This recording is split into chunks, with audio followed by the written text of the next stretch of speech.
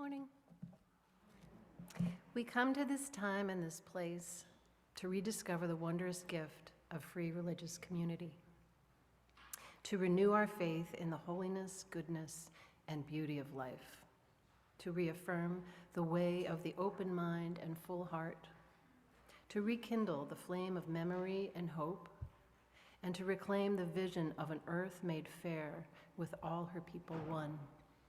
Please join me in our opening hymn number 1008 in the Teal hymnal.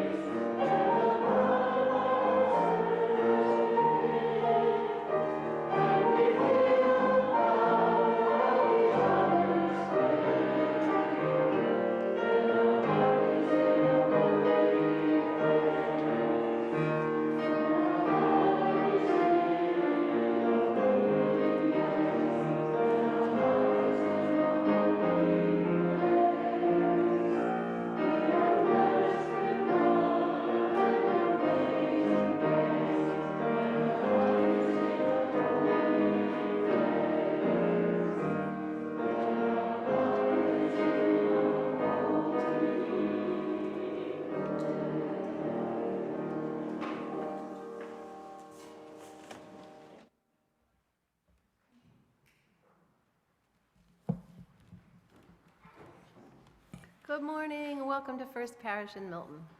My name's Frank, and I'm a member of the worship committee. If you're having trouble hearing us, please raise your hand here in the meeting house or message us in the chat function on Zoom so that we can adjust the sound. We're so glad that you've chosen to be here with us this morning or to join us virtually. However your journey, whatever your heritage, and whomever you love, you are welcome here. Your presence here on Sunday morning enriches worship for everyone. This sanctuary is made holy by your presence. If you're joining us for the first time, a special welcome. You'll find information about First Parish in your pew, and one of the greeters or I will be happy to answer any questions you might have, and we would welcome the opportunity to walk you to our coffee hour after the service just down the hall. The work of living our faith is done both in and out of worship, so I call your attention to the printed announcements that came with your order of worship, and they're emailed to you. In particular, I want to mention the one about the eighth principle. So our congregation's Racial Justice Task Force is supporting a movement within the UUA to adopt an eighth principle focused on racial justice. So we're going to have a series of listening circles, and we would love more of all of us, more of us to join. And today there's a meeting at noon in the library with Dottie and Pat. So there's still room, so please come. There's a really neat thing about getting your elevator speech together for what is Unitarianism, which I should probably do. And Commitment Sunday is on March 19th, so it's all in here. Check it out. All good stuff. Now let's take a few minutes to greet one another and extend a warm welcome to old friends and new, staying in our seats to be COVID safe. For those of you on Zoom, please turn on your video, if you can, and go to the gallery view so you can say hello to others zooming in.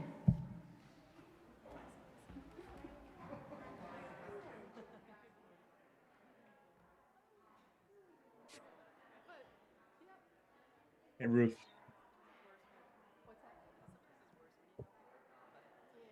How you feeling?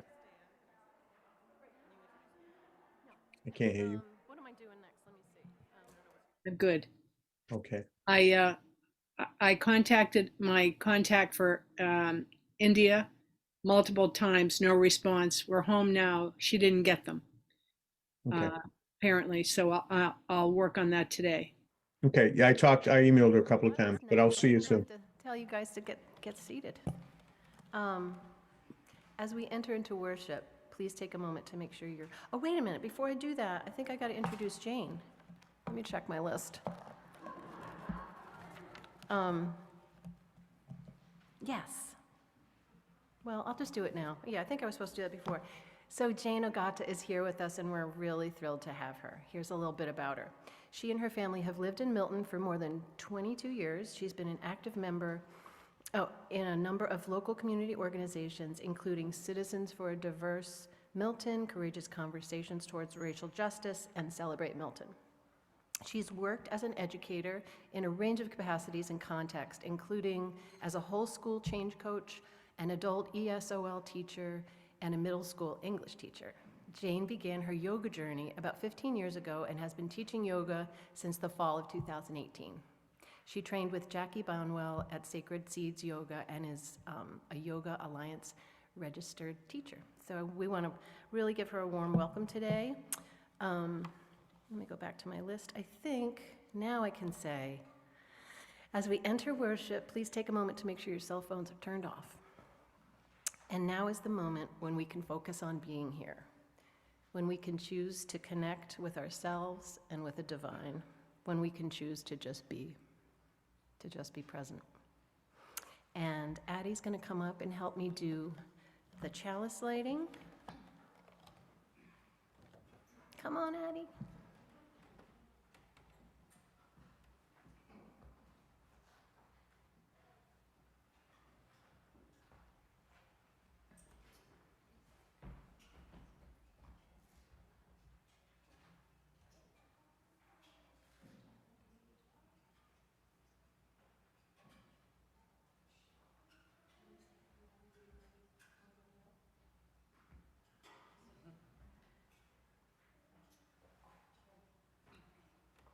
This over here so everybody can hear.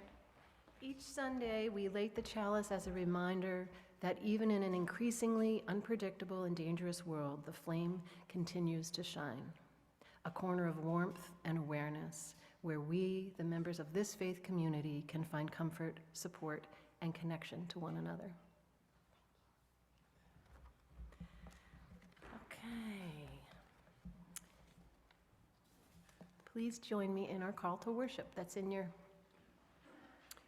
order of worship. Come, let us gather. We gather to celebrate the sacred within and among us. We come to seek spiritual growth and understanding. We strive to practice acceptance, forgiveness, and love. Together, we work to build a world with justice and compassion. Come, let us gather together.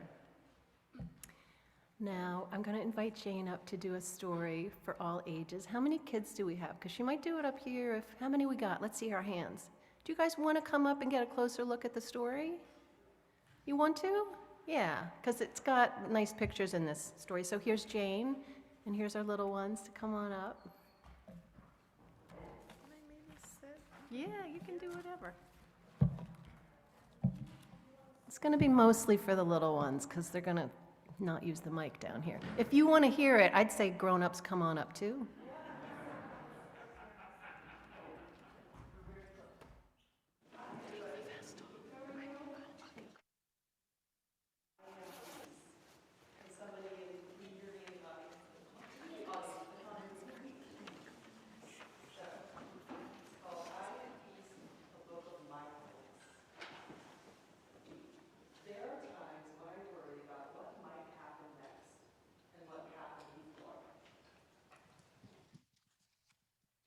The thoughts in my head are like rushing water, and I feel like a boat with no anchor.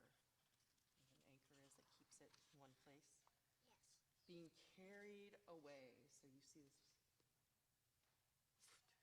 falling over, right? Splash. And then he landed in the water.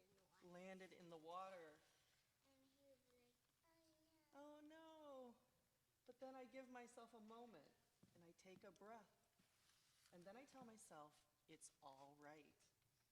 I feel the ground beneath my feet and steady myself. And start to notice the here and the now. My thoughts begin to settle. My mind begins to clear. I am peace. Wearing every sticky pages. he has a piece. Yeah, and he's wearing a peace necklace. I can watch And it my... looks like an airplane now. He does? No. Yeah, he's kind of in the shape of it. Like a shape of an airplane with his arms. Yeah, I don't know if it's he or she. But there's tree in the back. It's kind of not like an airplane. So I can watch my worries gently pop and disappear. I let things go. I can say what I feel inside out loud. I know myself. I can share kindness with others. I make a difference. What are they doing right here? Do you know? He's feeding the birds. Feeding the birds. And he's sprinkling the crumbs on the ground, and the birds have to go get it. Oh yeah, so they're sprinkling the seeds, and the birds might have to go get it, but also the seeds are landing, like you said, right? Yeah, What and happens next?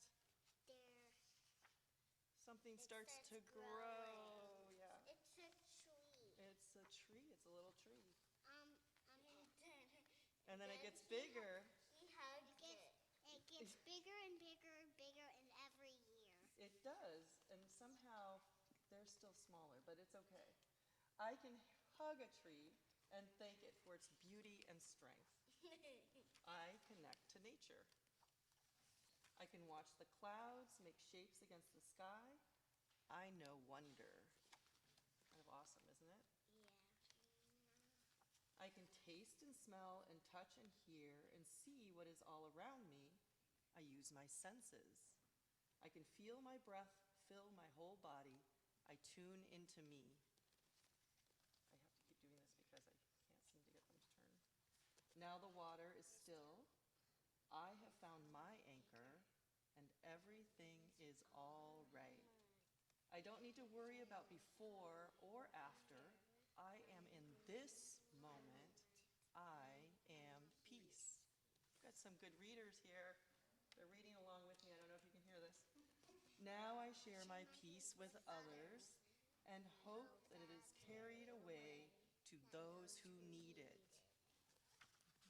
Last page that I have to keep doing. And I dream we are peace. Thank you. Do you feel peaceful? Yeah. Good. Thank you for sharing. Thank you. Now we're going to sing the children out to religious exploration.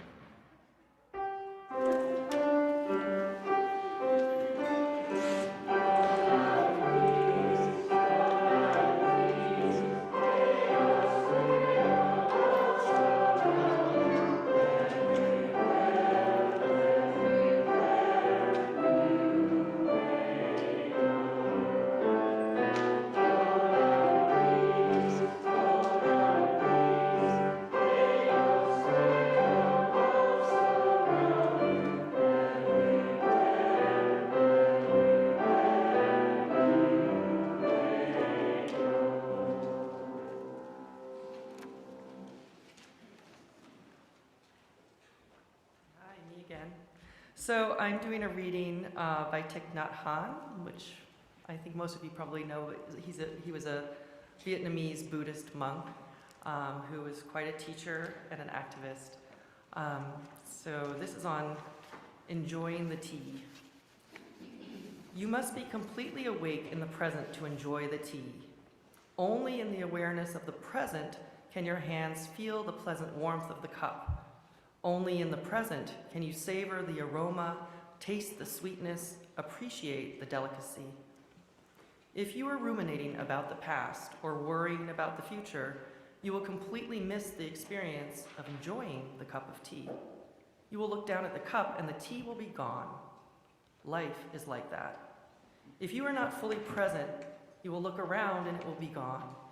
You will have missed the feel, the aroma, the delicacy and beauty of life. It will seem to be speeding past you. The past is finished. Learn from it and let it go. The future is not even here yet. Plan for it, but do not waste your time worrying about it. Worrying is worthless. When you stop ruminating about what has already happened, when you stop worrying about what might never happen, then you will be in the present moment. Then you will begin to experience joy in life.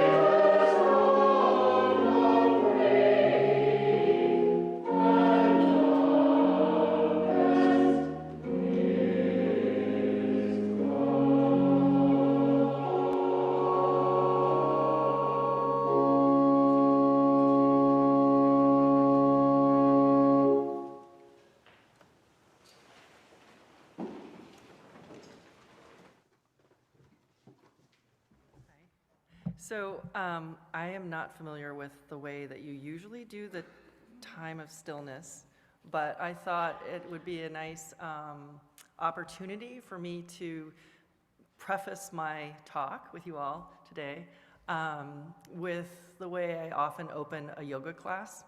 So if you would indulge me for that, and I recognize a lot of people from being fellow yogis or having taken classes. So I would like to invite you to sit in just a comfortable seat, but with your spine kind of straight. Be allowing your eyes to close. If that's not comfortable, to have just a soft focus, maybe down a little angle from your normal sight line, so that you can bring your attention inward and then just start to notice your breath. Just noticing it first, how it's moving in and out. If you're able to breathe just through the nose, allowing it to drop in and drop out. Just allowing it, making a little space for the breath. Feeling the energy kind of rooting down through the sits bones, through the tailbone, finding its root in the ground, in the earth. And at the same time, feeling that energy rising up through the body,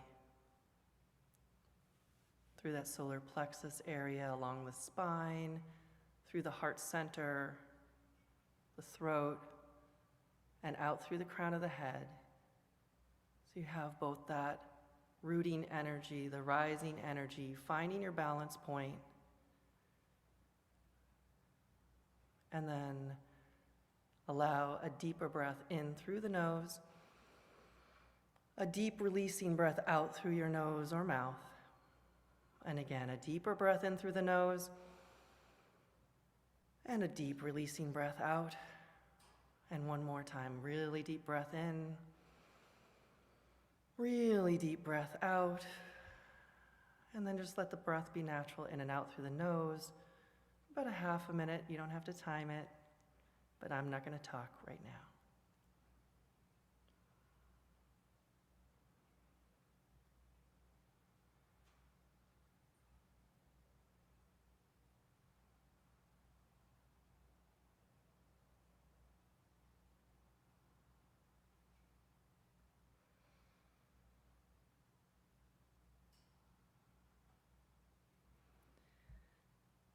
And thank you, just bring your energy back.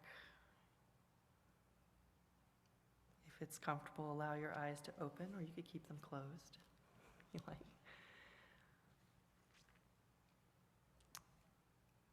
So thank you for having me here. I am Jane Ogata, again, part of the Milton community, and so I see some familiar faces. My husband Matt is here. We've lived here, as Frank said, for 22 plus years, and I've taught yoga in the area and practiced yoga before that. So namaste to all, and namaste just means, like, it's just a greeting to say hello. I guess in India people don't actually do the heart thing, it's just known. So it's just, it has respect to it. For certainly it's like I honor you or I bow to you, but it's just a respectful greeting. You know, the title of the talk, Finding Spirituality in the Practice of Yoga, sounds kind of grandiose in some ways. So it's not that I have any kind of proselytizing mission here, and it's not like I feel spirituality in yoga all the time, but I feel like it's an opportunity to just share some of my own perspectives and experiences, some of the meaning it has for me, and the moments that I've had a sort of a connection with a sense of spirituality. So just a little bit of a working definition of what that is for myself. I was, and a little background, I was raised Methodist, and that's a longer story and journey about kind of searching for my own kind of religious bearings, but just to say I'm not particularly religious, but I do feel like a sense of spirituality. So maybe there's overlap, it's definitional, but I do feel, I've always felt like there is an energy, a greater energy beyond the confines of our own bodies that connects us all, and that connects everything. So there's a oneness for me. I don't tap into it all the time, and I think often we're very busy in order to tap into it. But I felt it in different places and times. You know, when you're feeling great love, it's a feeling that you might connect with the greater whole. Sometimes a walk in the woods will do that. Sometimes when drumming together with people and you get into the groove, that's like somehow it kind of opens up to be bigger. And also, I've had that experience from time to time in yoga as well. So, and then the other thing that's kind of cool, I didn't realize this until much further on my yoga journey. I didn't know it in the beginning, but yoga actually means union. It means union, kind of the oneness of all, mind, body, and spirit. And even though like in our kind of modern United States version of practicing yoga, the asanas, as we call them, the physical postures that we move through, are just one arm, they call her limb, I guess, of yoga. So there are 8 limbs of yoga, including things like a whole piece on breath work, a whole piece on meditation, and then there's some more like esoteric kinds of things. It's more like right life, way to live, moral principles. So there are many different kinds of ways, but we tend to know of yoga as being the physical practice. And then on the other hand, sometimes there's been some controversy sometimes about, is it a religion? You know, like, are you trying to proselytize to our children or otherwise in terms of it being a religion? And so the original practices and now for some people it is connected with Buddhism or Hinduism, you know, pretty much here it's like, my teacher Jackie used to say, here it's whatever you believe and. So you can connect with it. It's interesting because all of the words and music today really connect into like what I see as being the yoga connect. So just a little bit about my own personal journey with yoga. You know, about 15 plus years ago, I can't even really remember when, you know, as a busy adult, having a little kid and a husband who worked in the evening and a busy job where I drove a lot of places, I really I started to neglect taking care of myself. And I just didn't know how I could fit in anything else. I had previously been very physically active in my just normal day-to-day life. I was a performing artist. I was a waitress. I worked in like video production. So I did a lot of really active things just naturally. And then all of a sudden I was sitting and driving and looking at a computer a lot and doing carpooling kinds of things. So then finally I did just think like I have to do something. So I joined Fitness Unlimited here in East Milton Square and started like going to the elliptical and stuff. And one of the beautiful things about it is that, and it's a health club for women only, I know some of you from that as well, is that they had classes that you could take, lots of different kinds of classes, including yoga. And so you could take as many as you wanted as part of your membership. And so I did start making my way into class. I think people had said to me, because I used to dance, and I kind of was like, I don't know, I'm never gonna dance again. They're like, you should check out yoga. And I was like, yoga? Really? Like, what is, to me it's nothing like dance, but that's another thing. But I did start to check it out. I mean, there are progressions, right, a little bit, you know, like you might have in dance. So in the beginning, I went, I didn't quite know what it was all about. Still on that journey, right? It's a journey, not like something like I've got it all wrapped up now, I know what it's all about. But one of the most significant teachers in my life is Elise, who many of you know. She teaches classes here. And I started going to Elise's classes, and I kept going back. I wasn't quite sure what it was, but I just kept stumbling my way into it. And you know, she has a very grounded approach. She's very grounded, very real, but she drops these little things in, you know, and she's very clear and compassionate. You can kind of just feel, you can feel the love, you know. So, but in a really, like, this is another thing our teacher used to say, Elise trained with the same person that I trained with and then also taught with her. So we say, like, be careful of the woo-woo voice. You know, you don't want to be like, oh, this is spiritual. Oh, we're going, you know. So, and she definitely didn't have that, which was really nice. So I try to keep that in mind while being soothing. But, you know, I would run into people sometimes, you know, outside of class. I'm watching my time here because I know I can talk. And, you know, there were some people that I knew that were at Fitness Unlimited who had taken the classes for longer than I had. And I remember running into somebody who had like 3 kids, and I'd known her from our kids' preschool, and she said, "Oh my gosh, yoga has saved my life." And I thought, wow, that's kind of dramatic. You know, like I didn't know what she meant. But I remembered it. You know, I thought, that's interesting. Like some people, like it was really very important for people to go to. And then, you know, I did over time, I started to feel for myself. One of the things that Elise would often talk about is that kind of shift in the brain, shift in the mind, to your nervous system, to being able to calm, to be able to center, to be able to be more present in moments. And so I started to feel that in classes and feel a greater sense of well-being in that hectic lifestyle, just for those moments though. You know, there were also times when, like in Shavasana, which is for people who are not yogis, it's kind of the final position. It's actually called corpse pose, and it's where you're just kind of let everything settle in and integrate. It's kind of a meditative moment at the end where you just are lying down and you close your eyes and you just are peaceful and still, just allowing the natural rhythms of the body. And there's sometimes when I was like, like with meditating, I'm not quite sure what I'm supposed to be doing here, but I did notice a few times I would have this like sense of all the boundaries kind of falling away, and just while I was very still and centered, I was also kind of radiating out. So that was kind of like, that's kind of addictive, but you know, it's like if you try for that, it's not always easy to get to again. So that piqued my interest in, you know, what there was at that core of that mindfulness, maybe making your body ready for that mindfulness through the, you know, through the activity of yoga.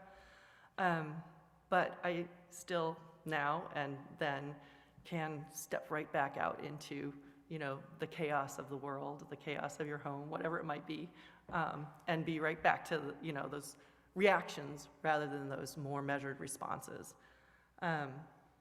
But practicing for a while, there was an opportunity at one point when I was out of one of those busy jobs where I thought I would have time now to take teacher training.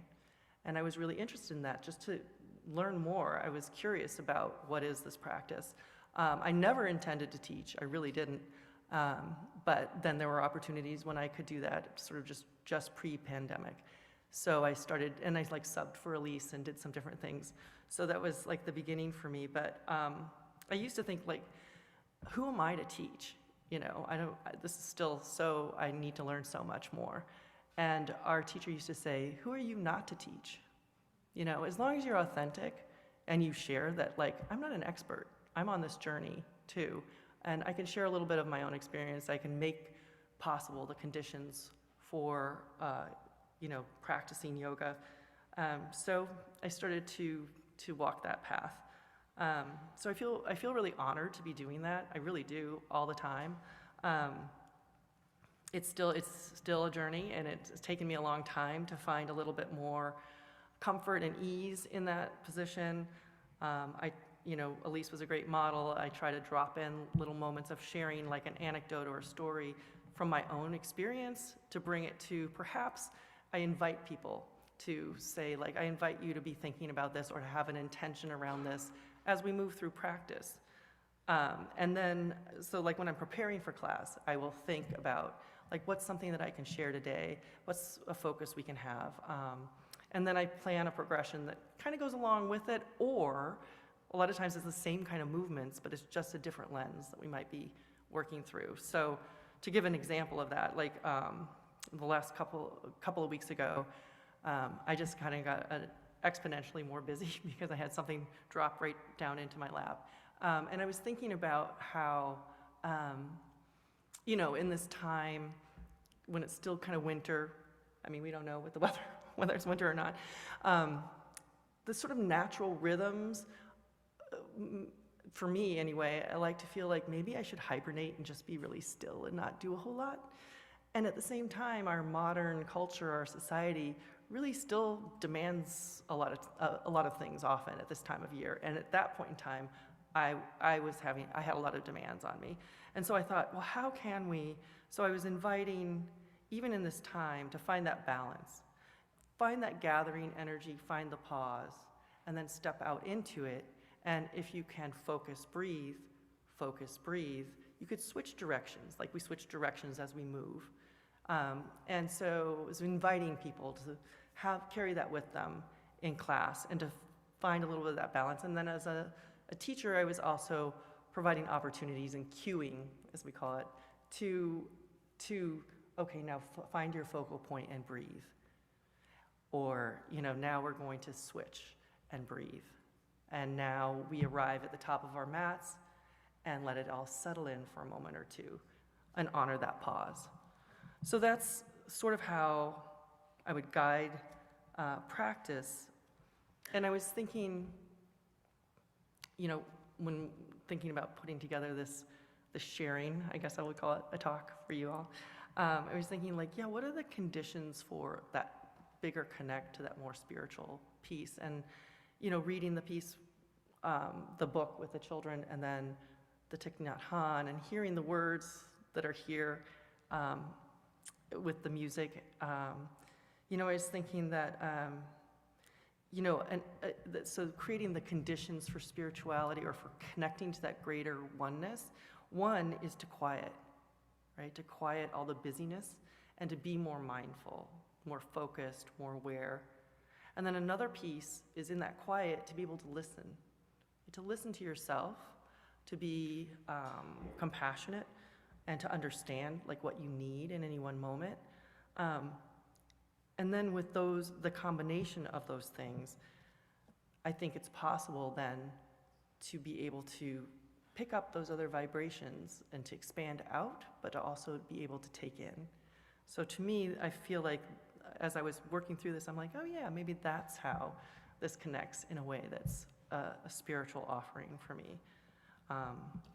So again, when I plan class, people will come for all sorts of reasons. From I need to stretch, I'm a runner, I need to stretch, and that's all good, right? It is about stretching and strengthening, and it could be also more calming and centering, self-care and nurturing, and maybe something that you can then take off of the mat. But again, it's a journey, like in meditation. You can lose that focus and come back. I laugh at myself sometimes if I'm preparing for class, and then, I'm thinking oh yeah, have compassion for other people, have compassion for yourself, and then somebody, East Milton Square, so somebody cuts me off in traffic, and I'm like, what? And then I'm like, okay, ha ha ha, that's really funny, have compassion for other people.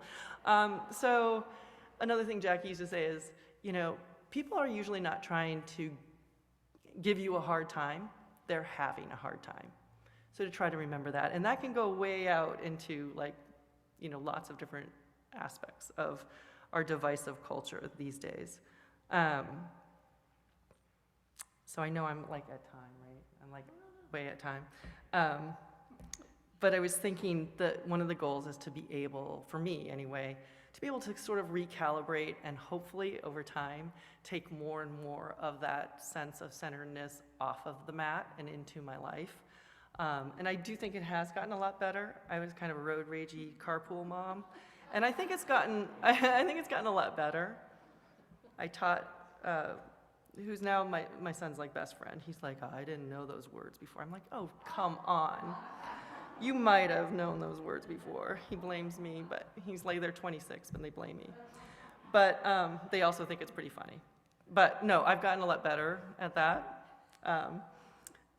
So I think that a little bit like, a gathering of a congregation, there are some markers of that, like when we practice yoga or do other activities. I think for a lot of people, music has that resonance, has that expansion. As people coming together, often you can practice it alone, just like you can say prayers on your own, right? You come for belonging and community, you come for that stillness and peace. So people come for different reasons, but they also get different things out of it, and at different points in your life. So I think at the core of it, when I think of that whole thing about oneness, it's that kind of wellness of the whole. So if I'm well, if I'm centered, if I can be peaceful, if I can practice love for myself and compassion, then perhaps that offers that opportunity for it to radiate out. And it's really hard. Sometimes like love can sound very foofy, and I know it's like the frame for this whole service, but it's certainly not easy. It's not an easy thing to really, truly offer unconditional love for yourself and for others. And I think I have to keep coming back to remembering what's most important, those relationships, the care, the love. And I'm going to share something from, just to close. I'm closing. I hope this is okay with Matt. So because I had all this stuff going on, so basically I've been working Monday through Saturday, and then I've had evening classes and evening meetings, and I didn't have a lot of time that I really wanted to take a lot of time to reflect and prepare for this. And so last night, after the run of the several weeks, I was finished with work at 6 o'clock. It was dark, it was snowy, and Matt was supposed to have ordered dinner so that I could just pick it up and have a little break and bring it back to Milton. So it's like 20 minutes away. So anyway, it didn't work out that way, and I was so tired after work that when I found out, I was like, he hasn't ordered yet, and now it's going to be ready in 45 minutes. I can't hang around for 45 minutes. I need to go plan this talk. And then I'm like, so I flipped out a little bit because it was like, it's not going to be ready. You're not going to be able to pick it up. I'm like, I'm not hanging out here for 45 minutes. Anyway, I was text screaming at Matt, perhaps, also. But I thought then, wait, what is important here? And I had to laugh at myself again because I need to go reflect on giving a talk about being centered and breathing and connecting and remembering what's most important.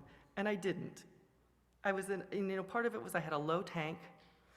I wasn't allowing myself the breath and the pause and to remember what's most important.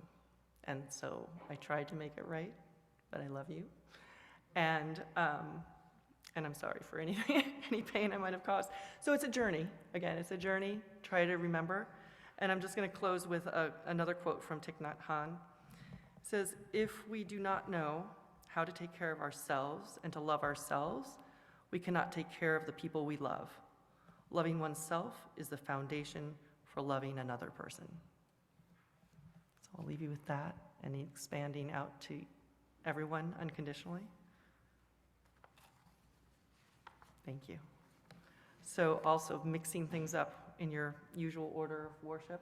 I thought it would close with a very brief loving kindness meditation. It's not like for those, I think some people are familiar with it, but usually what it does is it starts with yourself and you're kind of guided through, like, it can be as long as you want it to be. Usually it starts with yourself and then it moves out to somebody that you love or care about, and then it moves out to somebody that you're kind of neutral about, an acquaintance perhaps, and then it moves out to maybe somebody that you find challenging or difficult to deal with, and then it maybe moves out to unconditional for everyone. So it's kind of a progression.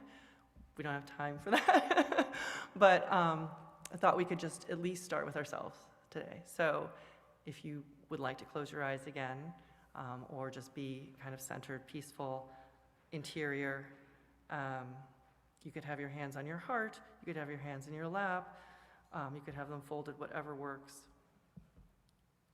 And just take a couple of breaths, or allow a couple of breaths in and out to start. Gently, just kind of aligning in your seat, perhaps finding the ground beneath your feet.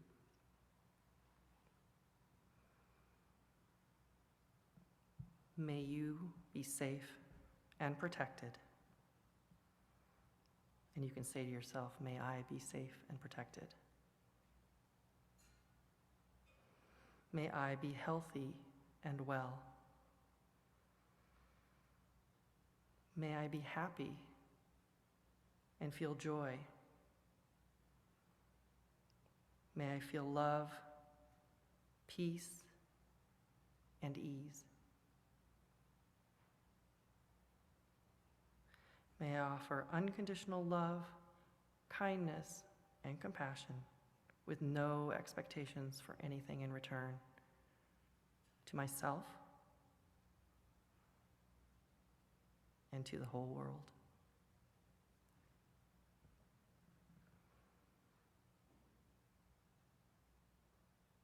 Deep breath in, deep breath out.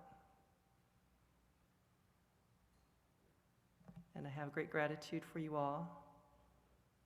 Thank you.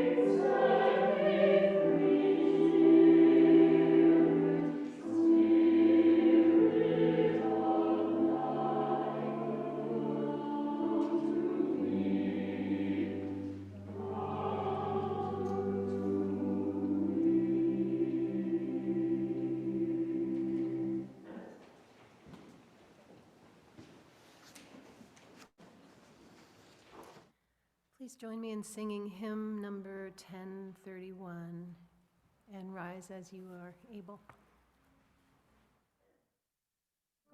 Two verses.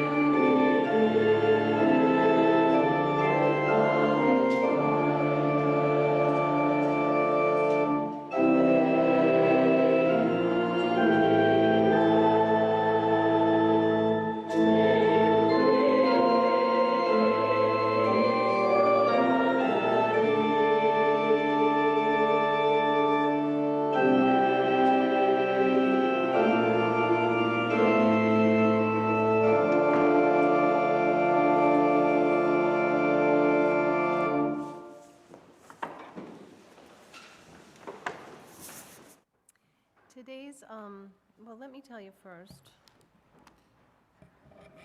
As many of you know, twice a month our offering is given to an organization whose work this congregation supports, and this effort is spearheaded by the Social and Environmental Justice Committee. And one of the ways we fill our mission is by helping to build a just and healthy world.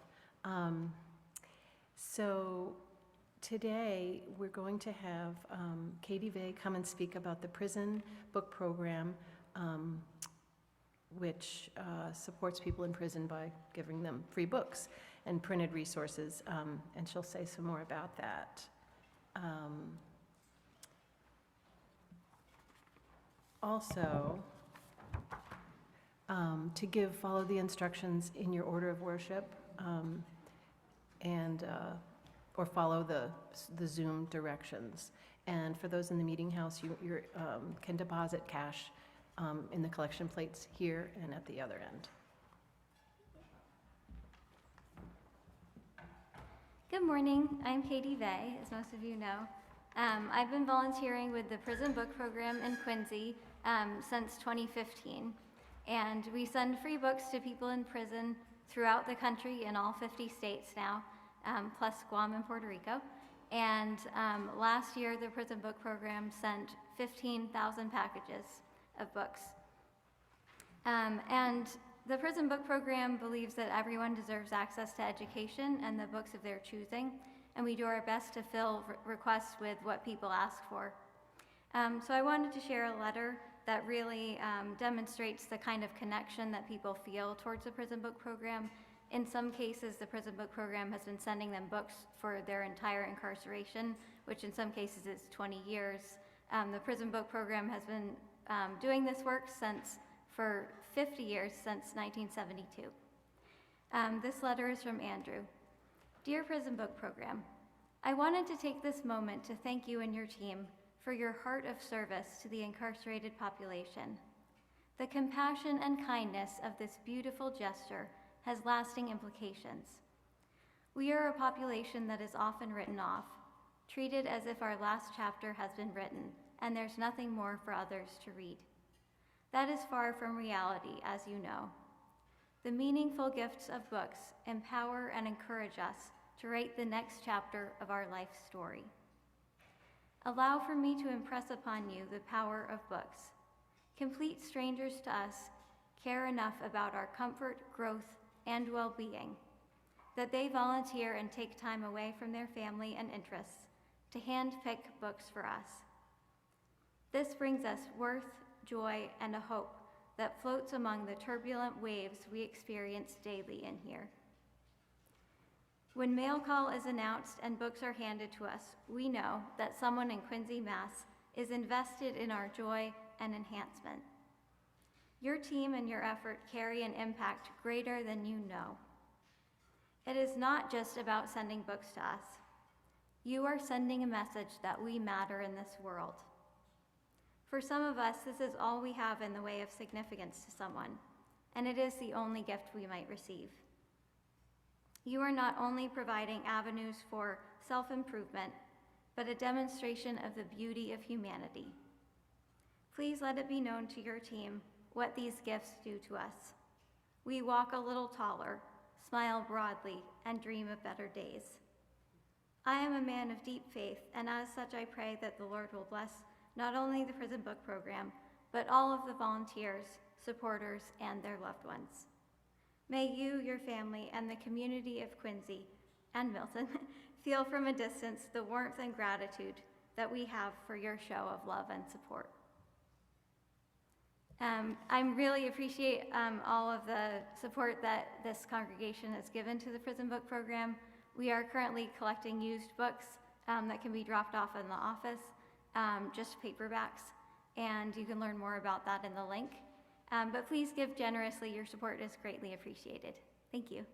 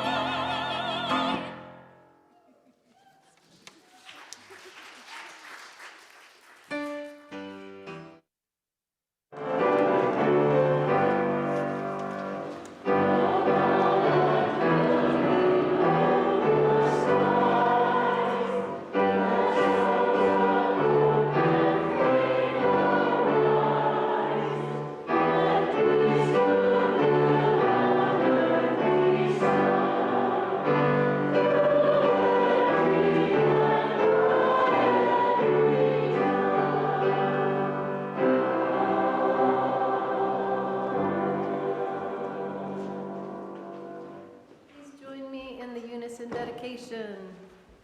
May these gifts be transformed into strength for this faith community, into comfort, food, and shelter for those in need, and may we be transformed by generosity. Please join me in our closing hymn 1010.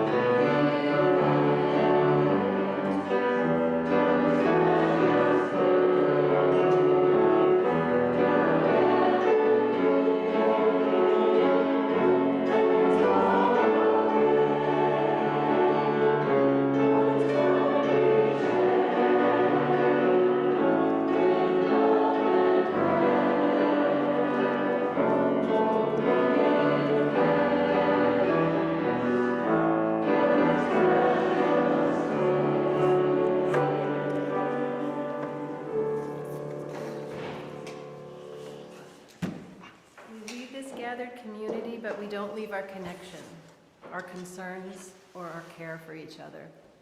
Our service to each other, to the world, and to our faith continues.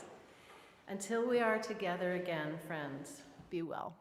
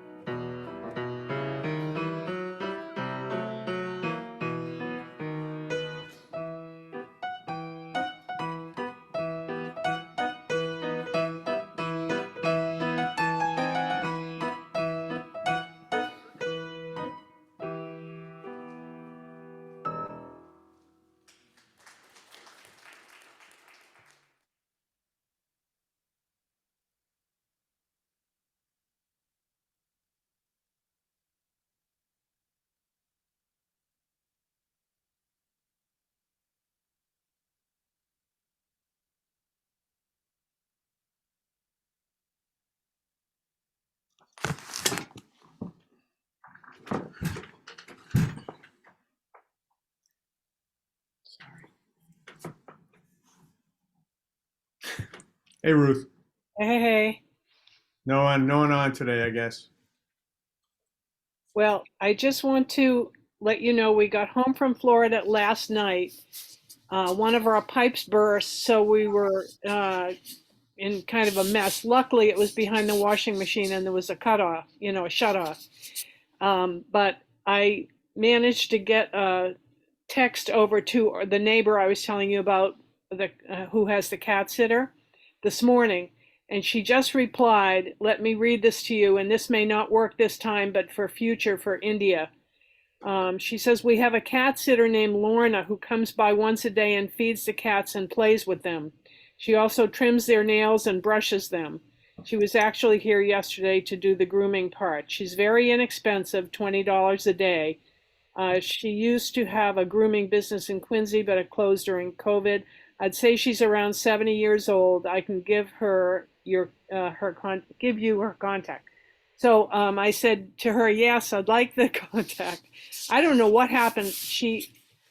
She has a business email and a personal, so I was emailing the personal. I didn't want to bother her on her business, but that may have been a mistake. But anyway, that's the status of what I was supposed to do for India. Do you know, have you heard anything about what's happening with her? Did she go in the hospital? So last week, were you on the call last week? No. No. So what happened was she was on, she had like she looked okay. She like, how she kind of dresses up a little bit sometimes, but she looked okay. And, but what happened was I forgot to get to the host and say, could you make me co-host? Yeah. So we had 5 of us on and we started talking and we got cut off. Okay. So I emailed her and I said, hey, sorry about that. How you doing? And she says, yeah, not doing that well. She was tired. She didn't want I said, you want to talk quick on the phone? She said, no, she was tired and not feeling that well. So, Okay. and then I think we emailed one more time. So, she's having a tough time, of course. So, Yeah. Well, I believe I have her email somewhere. The message from Evelyn just came in with the contact information for Lorna. So that's the least I can do is get her that, because it may not work this time, but in future, and I see the woman go, she drives herself over to across the street and lets herself into the locked house. She's very responsible. yeah. So I think if there is a situation upcoming where, India has to be hospitalized, this woman could step in. Well, it'd be good if you can email her. Just obviously, it's another check-in just to see Yeah. how she's doing. Let me know. Let us Yeah. know how she's doing. And she's having a tough time, and it's hard. It's it's got to be depressing. So, Yeah. so yeah, you guys had a pipe, huh? Pipe break. That's could Yeah. have been worse, I guess, right? Yeah, and Charlie thought he could fix it, but it's not the pipe itself, it's the connection to the washing machine, the plastic thing so we'll have to have Hub Appliance come out tomorrow or whenever and fix it. But that's all right. The fact that it could be shut off, helps a lot. Yeah. So, Well, all right. What a thing to come home to. Yeah. Good thing it broke kind of, I'm assuming it broke like not last week. Right. Well, we learned our lesson. We thought we did. The last time we came home from Florida, we came in, turned on the heat, turned on the water, and went out to do some grocery shopping, to stock up on stuff.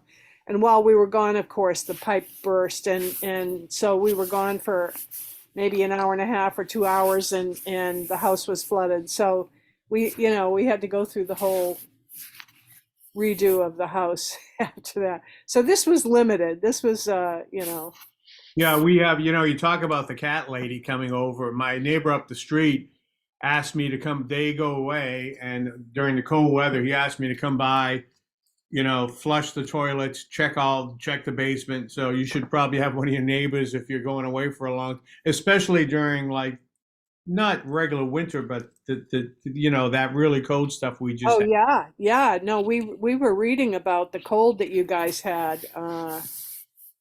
And I'm sure, this is in an area of the house too where there's not a lot of insulation, Yeah. So anyway, it could have been worse. Yeah. All right. How's Charlie doing?